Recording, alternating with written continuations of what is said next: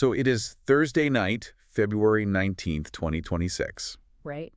And I want you, our listener, to just kind of put yourself in the shoes of a viewer sitting in Beijing right now. Yeah, just settling in for the evening. Exactly. You, along with literally hundreds of millions of other people, are turning on the single most watched television event on the planet. The Spring Festival Gala. The China media group Spring Festival Gala, ringing in the Year of the Horse. Which, for context, for anyone who hasn't seen it, usually has a very specific kind of aesthetic. Right. It's a tradition. Yeah, you expect red lanterns, you expect these massive, perfectly synchronized dance troupes. Maybe a little comedy skit. Sure, some pop stars lip-syncing. I mean, it's a cultural institution. It is tradition wrapped in just incredibly high production value. But this year was different. the script got completely flipped. The stage was effectively invaded. And I honestly don't use that word lightly here. No, it's the right word. It was invaded by humanoid robots. And we aren't talking about, those cute little rolling assistants that bring you a towel in a fancy hotel. Right, not the room service bots. No. We are talking about bipedal humanoid machines performing drunken boxing. Wielding actual swords. Swords, nunchucks, and get this, executing backflips and jumping, 3 meters into the air? Meters, yeah. It was jarring. Honestly, it was like watching a science fiction movie just kind of crash into a traditional folk festival. It was a visual spectacle that puts a lot of CGI to shame, honestly, because it was real hardware right there on stage. Real metal, real motors. But here's the thing, and this is why we are diving into this today. When you see a robot doing a Thomas 360-degree flare on national television. Which is wild to even say out loud. Right. You have to stop and ask a very serious question. Is this just high-budget theater? Yeah. Is it just state propaganda designed to dazzle the West? Or, and this is the big one, has China officially won the robotics hardware race?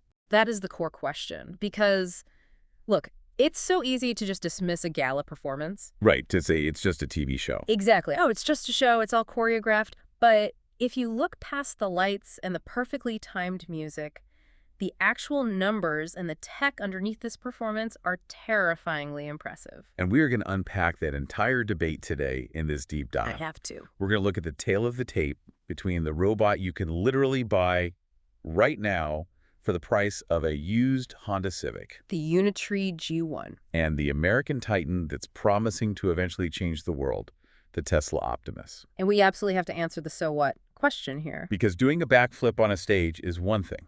It is a completely different thing to work a 12-hour shift in an automotive factory. Exactly. If they can do kung fu today, are they taking our jobs tomorrow? Let's get into it. So take us back to the stage, the gala itself. Our sources describe this incredibly vividly. You had Unitree Robotics leading the charge with a segment they called Woo BOT. Right, Wu referring to martial arts. And to be clear, this wasn't just robots walking out and waving to the crowd. No, this was highly dynamic movement, They were performing alongside actual human kung fu masters. which just highlights the contrast, seeing the human form in the machine form doing the exact same complex maneuvers. And the sources specifically mentioned these maneuvers. We're talking about a robot doing a Thomas flare. From MagicLab, right? Yeah, a robot from a company called MagicLab. And for anyone listening who doesn't know breakdancing or gymnastics, a Thomas flare is where you are balancing your entire body weight on your hands while your legs are swinging in continuous circular motions in the air. It requires immense core strength for a human. And for a robot. Well, let's actually pause and look at the physics of that for a second, because Right. tech journalism throws around phrases like dynamic balance way too lightly. Just sounds like marketing speak at this point. It really does. But the math involved here is brutal. When a human does a backflip or a flare, our inner ear, our muscle memory, our entire nervous system handles the rotation automatically. We have millions of years of biological evolution helping us stick that landing. Exactly. But when a robot does it, it's fighting its own inertia with raw code and electricity. You have a 35-kilogram mass of metal and batteries rotating in the air. And it has to know exactly when to stop. To stick the landing, the robot has to calculate the exact millisecond to fire its actuators to stop that rotation. It's managing angular momentum in real time. Precisely. And it's doing it with what they call high-torque density motors. Okay, break it down. So the Unitree robots aren't using standard industrial servos, the kind you'd find in a traditional car factory arm that just moves side to side. Right. They're using proprietary joint motors that provide roughly 360 newton meters of torque. Wow. 360 Newton meters. That is explosive power. That's the kind of instantaneous torque you need to launch a heavy body into the air and catch it again. Because if that calculation is off by even a fraction of a second, The gyro drift takes over, the balance is lost, and you don't just fall, you shatter. These are precision machines hitting a hard stage. which, speaking of shattering, we have to talk about the fall. Ah, yes. The infamous fall. Because it wasn't a flawless performance, right? One of the robots actually took a pretty hard tumble during the routine. The unscripted, or, well, perhaps completely scripted moment. Right, because here's the kicker. The CEO of Unitree, Wang Xingxing, came out immediately after the gala and claimed the fall was pre-planned. He did. He said it was purposely written into the routine to demonstrate the robot's rapid recovery capabilities. Oh, which is a fascinating spin, isn't it? I mean, come on. Do we actually believe that? It feels like the ultimate, I totally meant to do that excuse after tripping in the hallway. I am highly skeptical that it was planned from the start. But honestly, I think the recovery itself is the impressive part. Getting back up. Yeah. See, in the old days of robotics, and by old days, I literally mean 5 years ago, if a bipedal robot fell over, it was dead weight. Game over. Exactly. It needed a crane or two panicked engineers running out onto the stage to pick it up. But this one just popped back up. The fact that they could even try to frame it as a feature like, look how fast we get back up, that shows a level of confidence in the hardware durability that we just haven't seen before. But going back to your earlier point about whether this is all just theater, there is a very strong argument, and this is backed by analysts from the Brookings Institution and Steeler Technology in our source material. Right, Kyle Chan's analysis. Yes, that this entire event is basically a pipeline straight from industrial policy to primetime spectacle. It's the propaganda argument. Precisely. How does that work? Well, Kyle Chan from Brookings notes that unlike AI models, which are just invisible code running on a server farm somewhere in the desert, a humanoid robot is a highly tangible symbol of leadership. It's physical. You can point a camera at it. Exactly. It's something you can broadcast to hundreds of millions of people to say, look, we are technologically ahead of the U.S. It is designed to dazzle both domestic and international audiences. It's the space race, but for the factory floor. But is it just smoke and mirrors? Because I feel like we've seen this movie 100 times in the tech world. We see a slick, controlled demo, and then the product never actually ships. And that is the exact nuance we need to parse here. Patrick Zhang, a tech analyst quoted in the sources, makes a really great point about this. What does he say? He says, and I'm paraphrasing a bit, robots might struggle in real-world environments, but on a stage, they hold all the advantages. Okay, think about that. The lighting is perfectly controlled, the floor is perfectly flat and clean, the entire routine is memorized down to the millimeter. Right, whereas a factory floor is completely chaotic. Exactly. A stage is ordered. So seeing a robot do a backflip doesn't necessarily mean that same robot can navigate a cluttered warehouse where a forklift just randomly dropped a pallet in its path. The stage is basically a solved environment for the robot. Yes. The real world is messy. But there was also a really interesting cultural reaction to this gala performance. It wasn't just blind applause from the audience. No, not at all. The sources mentioned a specific comedy skit that aired called Grandma's Favorite. Where an actress actually played a robot. Right. She played a robot alongside a real functioning bionic replica of herself. And that skit sparked a bit of the existential crisis on Chinese social media. Yeah, the comments went completely viral. Things like, last year had no holiday spirit, this year had no human spirit. No human spirit.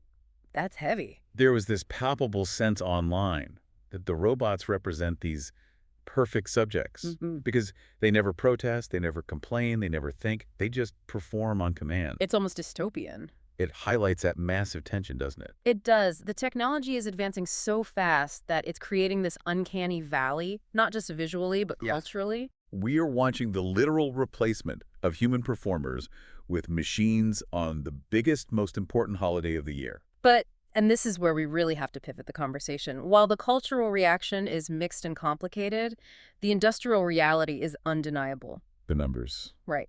You can dislike the spirit of the gala all you want, but you simply cannot argue with the shipment data. So let's look at those hard numbers. Because while the U.S. is debating safety protocols and regulations, and we're sitting here arguing about the soul of a TV performance. China seems to be just printing these machines. That is exactly what is happening. Break down the 2025 context for us. So looking back at last year, global shipments of humanoid robots were somewhere between 13,000 and 16,000 units total. Okay, 16,000 units globally. I mean, that sounds kind of small if you compare it to iPhones or electric cars. Well, sure, it is small compared to mature consumer electronics, but for a brand new, highly complex product category, it's significant. Fair enough. But here's the crucial statistic. China accounted for roughly 80% to 90% of that entire global volume. Wow. 80 to 90%. So almost the entire humanoid market is currently coming out of China. Yes. We have domestic companies like Agibot, which shipped over 5,100 units. And Unitree. Unitree shipped over 5,500 units. So these aren't just, quirky prototypes sitting in a university lab anymore. No, this is mass production, real assembly lines. And the forecasts for 2026, the year we are currently in, are even wilder. What are the projections? Morgan Stanley actually doubled its sales forecast for China to 28,000 units this year. Doubled it. Yeah. And Unitree alone has publicly stated they want to ship 20,000 units by themselves in 2026. This feels like a massive pivotal shift. Like we've suddenly gone from, hey, check out this cool YouTube video of a robot doing parkour, to we're loading shipping containers full of them. And the single biggest reason for that explosion is cost. This is really the China winning argument in a nutshell. It's not just about the robot itself. No, it's about the entire supply chain backing it up. Now, I want to push back on this cheap robot narrative for just a second, because we keep hearing about the bill of materials dropping. Right. But I'm looking at the breakdown in the Goldman Sachs report from our sources, and it almost seems too good to be true. How so? How do you slash 40% off the manufacturing cost of high-precision robotic hardware in 12 months? Are they just using cheaper metal? Are they cutting corners on safety? They aren't just swapping out good metal for bad metal, they're entirely swapping out the supply chain structure. Give me an example. Look at the harmonic drives. Okay, the gears inside the robot joints. Right. The harmonic drive is basically the heart of a robotic joint. It's what allows for incredibly high torque with zero backlash. Zero backlash, meaning no wiggle room. when the motor stops, the arm stops perfectly rigidly. Right. There's no play in the joint. Which is essential if you want a robot to thread a needle or, do a backflip. Exactly. Now, for years, a Japanese company called Harmonic Drive Systems had an absolute stranglehold on that specific market. They were the only game in town. Pretty much. And a single high-precision gear from them cost upwards of $500. Okay, and a humanoid robot needs, what, maybe 30 of them for all its joints? Around 30, yeah. Do the math, that's $15,000 just for the gears. Exactly. $15,000 before you even buy a single battery, a camera, a sensor, or the outer shell. So how did China fix that? Domestic manufacturers, like a company called Leader Drive, stepped in and started mass producing them. Did they invent a new type of gear? No, they didn't reinvent the gear at all. They commoditized it. They scaled up production so aggressively that they dropped the price from $500 to under $100 per gear. So they essentially did to precision robotics gears what they already did to solar panels. Exactly. They drowned the market in affordable supply. And they did the exact same thing with LiDAR sensors, with batteries, with carbon fiber materials. Which explains the Goldman Sachs data. Right. That data shows overall manufacturing costs dropped 40% year over year, and raw material costs alone dropped 16% in just 1 year. 40% in 1 year is just it's plummeting. It is the exact same playbook we saw them run with electric vehicles. China completely dominates the supply chain for rare earth magnets, for motors, for sensors. They control the ingredients? Yes. They are driving the base cost down relentlessly, and we are now approaching a point where the actual cost of materials to build a humanoid robot is reaching parity with a human worker's annual salary in developed markets. Which is around, what, $40,000? Roughly $40,000, yes. That is a genuinely terrifying statistic for anyone who is worried about their job right now. It is. Because if the robot costs a one-time upfront fee of $40,000, and the human worker costs $40,000 every single year. Plus benefits, plus healthcare, the corporate math becomes undeniable. And it's not going to stop at $40,000. Not at all. Bain & Company predicts component prices will drop another 70% by 2035. Another 70%. Yeah. So we are honestly only at the very beginning of this cost curve. Okay, so we have the sheer volume and we have the massive cost reduction. I want to get specific about the hardware. We teased this at the top of the show, the tail of the tape. The main event. In the red corner, we have the Unitree G1. And in the blue corner, we have the Tesla Optimus. The Challenger versus the Titan. Let's start with the Challenger, the Unitree G1. I was looking at the spec sheets in our source stack, and the very first thing that jumps off the page is the price tag. Yeah, it's hard to miss. $13,500. That is incredibly low for what it is. That is, I mean, let's be real, that's half the price of a cheap new car. That's less than a single year of tuition at a lot of private universities. Exactly. And to be clear, that is for the basic model. Even their EDU version, which is designed more for developers and has significantly more computing power on board, even that is only around $43,000. Still cheaper than a human worker's salary. Yes. But that $13,500 base price point is basically a psychological battering ram. How so? It lowers the barrier to entry so drastically that it changes who can participate in robotics.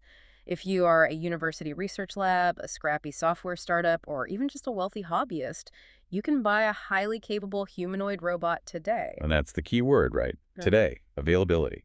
Yes. The sources emphasize that you can literally go online, order this thing, and it ships to you in weeks. It's the implementation first strategy. Just get the hardware out there into the wild. Tell us about the specs. It's not a massive lumbering giant, is it? No, it's quite compact. It's about 1.3 meters tall. So a little over 4 feet. Right, and it weighs about 35 kilograms. So it's light enough that a single person could pick it up if they needed to. It even folds up to fit in the trunk of a standard car. But it's not a toy. Far from it.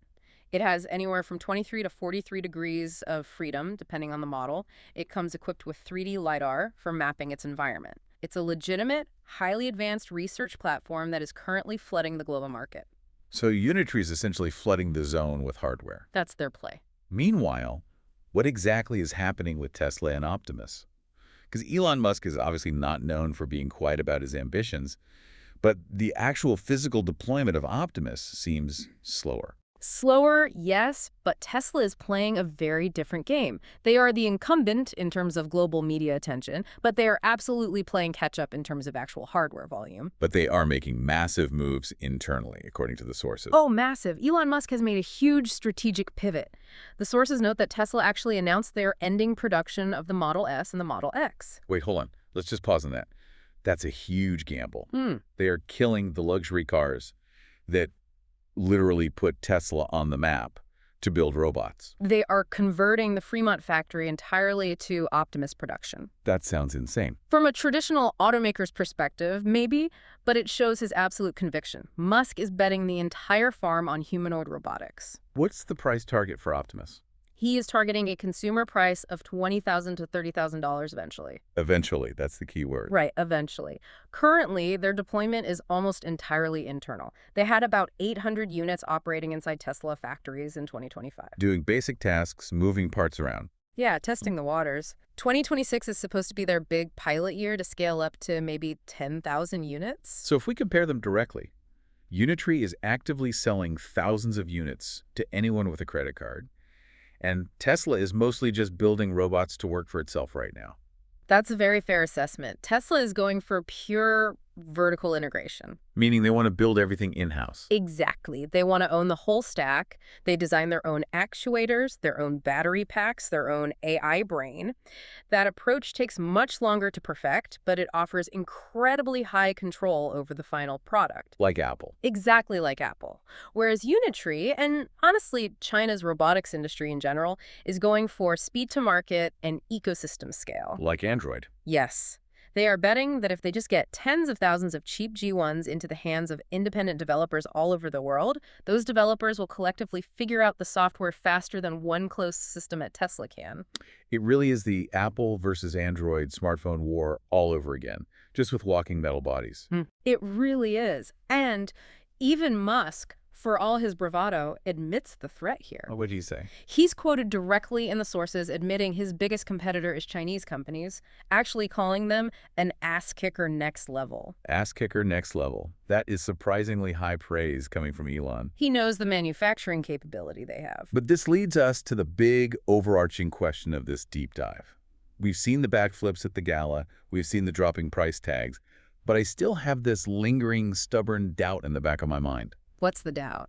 Just because a robot can do a highly choreographed backflip on a stage, that doesn't necessarily mean it can fill a t-shirt, or assemble a delicate circuit board, or work a drill press. You're absolutely right. Backflips are cool for TV, but backflips don't pack Amazon boxes. The industry term we really need to focus on here to answer your question is embodied AI. Embodied AI. Okay, break that down for me. What does that actually mean? It means the artificial intelligence isn't just a chatbot sitting in a server room generating text. It is a physical body. It interacts with the unpredictable physical world in real time. Okay.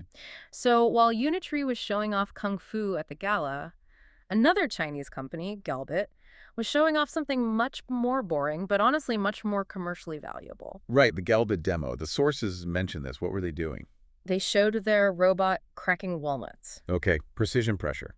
picking up jagged glass shards off the floor. Without breaking them further. Exactly, and folding clothes. That's the one. Mhm. Folding clothes is notoriously hard for robots. It is, because cloth is unpredictable. It deforms. It doesn't have a rigid shape. Mm, Doing that requires what we call dexterous manipulation. right. That is the holy grail of industrial robotics. Right. A robot that can gently pick up a fragile piece of glass and then immediately switch its grip strength to lift a heavy 50-pound box. Yeah. That flexibility is what real factories need. And are they actually in factories yet, or is this all still lab demos? No, they are deploying. We are seeing UB Tech robots, specifically the Walker S1 model, already deployed in Zeekr electric vehicle factories. Working alongside humans. Yes, they aren't just testing them in a corner, they're integrating them into the actual workflow. So then, if factories need this heavy-duty dexterous manipulation, where does the little Unitree G1 fit into all of this? Right. Is the G1 a factory worker? Because you said it's only 4 feet tall. Right, it's not. The G1 is too small and lacks the payload capacity for heavy industrial work. So what's the point of it? Its role is perhaps even more important than the factory workers. It is being used as a humanoid agent for research. Meaning what? It is the training dummy for the brains. The brains being the AI models. Exactly. To teach a larger industrial robot how to navigate the complex real world, you need massive amounts of data. You can't just program walk forward. No, because what if forward has a puddle? What if it's a ramp? By selling thousands of cheap G1s to researchers globally, Unitree is effectively crowdsourcing millions of hours of real-world movement data. I see. They are using all that data to build what the industry calls a world model. I saw that exact term in the Unitree open source announcement in the source material. Uniful M, I think it was called. Yes, Uniful. But let's strip away the technical jargon for a second. Right. What practically is a world model? Like, what is the robot actually thinking when it walks? Okay, imagine you are walking through a dark room in your house, Mhm. and you see a strange shape on the floor ahead of you. Okay. A standard traditional robot looks at that shape with its camera and checks a database. It asks, is this a rock? Is this a pillow? Is this a shoe? It's just matching pictures, image recognition. Right. It classifies the object based on past images. But a robot equipped with a world model does something completely different. It doesn't just match pictures. It runs a rapid mental simulation of physics. Wait, it simulates the physics of the object. Yes. Yeah. It simulates, if I step on this object and it happens to be a pillow, my foot will sink 2 inches. If it happens to be a rock, my foot will tilt 15 degrees. If it's a piece of ice, my foot will slide backward. It actively predicts the physics of the physical interaction before it even takes the step. It's basically imagining the immediate future. Exactly. It's hallucinating the physics of the world. And Unitree is saying their new Uniful M model can do this for incredibly complex terrains, stairs, rubble, slippery factory floors, because they've trained it on billions of seconds of simulation data. So going back to the gala, when that robot slipped on the stage, Its world model likely failed to predict the exact friction coefficient of that specific, highly polished floor tile. The hallucination didn't match the reality of the stage. but they open sourced this model. They literally gave the code away for free online. Why would a company give away their multi-million-dollar secret sauce? Because they want to be the foundation. They're trying to become the standard operating system for all robotics everywhere. The Android strategy again. Yes. If every university student and startup engineer learns to code robotics using a Unitree G1 and the Uniful M model, then the Unitree ecosystem ultimately wins the entire market. It's a brilliant, aggressive strategy. Flood the market with cheap hardware, open source the software, and become the default. Meanwhile, the U.S. strategy seems almost the polar opposite. It is. Let's kind of zoom out here to the broader geopolitical landscape. Because as we really have these two fundamentally different approaches to innovation. The sources refer to China's approach as implementation first, which Yeah. means what in practice? Implementation first means exactly what it sounds like. Build the robot, ship the robot, and iterate on the fly. Even if it falls over on stage. Even if it falls over, just get it out there, lower the cost by any means necessary. And crucially, this isn't just a few rogue companies doing this. This is heavily supported by massive government funding. Right, initiatives like Made in China 2025. And their 14th five-year plan. They are treating humanoid robotics like national infrastructure. They view building a robotic supply chain the same way a country views building bridges or highways. It's foundational to the state and the U.S. The U.S. is using a validation-first approach. Meaning they want it perfect before they sell it. Exactly. Look at Boston Dynamics or Figure AI. These companies are building incredibly impressive machines, but they are very cautious about commercial release. They do lots of highly controlled demo videos. Right. They want to perfect the safety protocols, perfect the AI brain, make sure it won't hurt anyone or break down before mass release. They are highly focused on the Tesla approach. High-end, high-capability, proprietary tech. But it's not like the U.S. is starving for capital here. The money is flowing in the U.S. too, right? Silicon Valley isn't just ignoring this. Oh, absolutely not. The sources specifically mention this concept of the humanoid 100. It refers to the top tier of robotics companies that major investors like Sapphire Ventures and Morgan Stanley are intensely watching. Billions of dollars are pouring into U.S. venture funding for this, over $3 billion recently. So the U.S. has the money and the software talent. Yes, but the goals are different. U.S. investors are generally looking for the iPhone moment, the one perfect premium product that changes the entire paradigm overnight. And China. China is looking for the commodity moment, the product that is absolutely everywhere simply because it is cheap and accessible. It feels like the classic tortoise and the hare fable, except the hare is also sprinting really, really fast, and there's suddenly 28,000 of them. That's a very good way to put it. The sheer volume of real-world data China will gather from having 28,000 robots out in the field this year versus the U.S. having maybe 5,000 highly perfect ones. That data advantage compounds rapidly. And this leads us to the most uncomfortable part of the entire conversation. The part that, honestly, keeps people up at night when they watch these videos. The labor market. Right. The labor market. Mm. If we have thousands of these hares sprinting into our factories and warehouses, and they only cost $13,500, are they replacing us? Like, right now? This is the existential question everyone asks, and we need to be very realistic about the timeline here based on the data. What do the experts say? The experts in our sources suggest a phased timeline. In the near term, so looking at right now, 2026 through maybe 2030, these robots are mostly filling gaps. Filling gaps, meaning the jobs nobody wants to do anyway? Exactly. The industry calls them the 3Ds. Dangerous, dirty, and dull jobs. Okay, so lifting heavy boxes, working in toxic chemical plants, repetitive assembly. Right. We currently have massive labor shortages in manufacturing and logistics across the globe. Robots like the G1 or the Optimus can step in and fill those roles without really displacing existing human workers, simply because we don't have enough humans applying for those jobs to begin with. Okay, that sounds manageable. That sounds like a helpful tool. But what happens after 2030? That's when the math we discussed earlier really starts to kick in aggressively. When the cost of a fully capable industrial humanoid drops to $10,000 or $20,000, which is less than a single year's minimum wage in most developed nations, the economic argument for outright replacement becomes undeniable. Walk me through that exact math from a business owner's perspective. Okay, let's say you own a warehouse. A human warehouse worker costs you, say, $40,000 a year in base salary. Plus benefits, plus insurance, plus payroll taxes. Exactly. And that human can physically work maybe 8 hours a day before they need to go home and sleep. Right. A humanoid robot costs you $15,000 once. As a capital expenditure, it costs maybe $2 a day in electricity to charge it. And it doesn't sleep? It can work 20 hours a day, taking 4 hours to charge, doesn't get tired, it doesn't get repetitive strain injuries, it doesn't form a union. So the robot literally pays for itself in, what, 4 or 5 months? Less, honestly. If you factor in the 20-hour workday versus the 8-hour workday, the return on investment is almost immediate. No human biology can compete with that on a pure cost-per-hour basis. So we are looking at a fundamental structural shift in the entire global economy. We are. It's not just inventing a new tool like a better forklift. It's inventing a completely new type of labor. We are effectively decoupling physical economic productivity from human physical effort. Okay, let's wrap this up because this has been a massive amount to It's process. a heavy topic. We started with a flashy, somewhat bizarre TV gala in Beijing. Robots doing kung fu and doing backflips on stage. We debated if it was just state propaganda or actual technical mastery. And we found it's really a bit of both. The propaganda serves the national policy, but the mastery of the underlying supply chain is the real story you can't ignore. Right, we looked at the numbers. China is undeniably winning the volume race right now, Mhm. shipping tens of thousands of units.